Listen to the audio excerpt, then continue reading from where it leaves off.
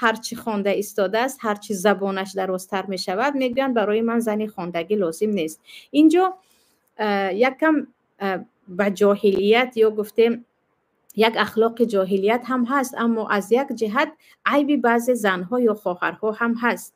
علم خواهران عزیز عبادت است. هر کی علمش از زیاد شد باید اخلاق او زیاد شود، باید خشیه او زیاد شود. یعنی بعضی خواهران هستند که چه خیلی گفتم علم خود رو فقط بر ضد شوهر استفاده میبرند، بر ضد خانواده شوهر. من خواندم خوشتومن زندگی کردن خوشتومن با من فرض نبوده است. من خواندم پیامبر صلی الله علیه و سلم خودشان لباسهای خود را میدوختند. من خواندم این بوده است. یعنی همیشه علم خونده خود را گویا همچون سلاح علیه شوهر استفاده میبرند و البته که شوهر میگه درس نخوان.